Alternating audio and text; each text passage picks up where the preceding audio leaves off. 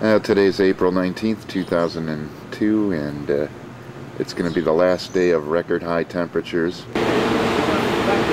Sign of the times, lots of jobs with patriotic slogans in them.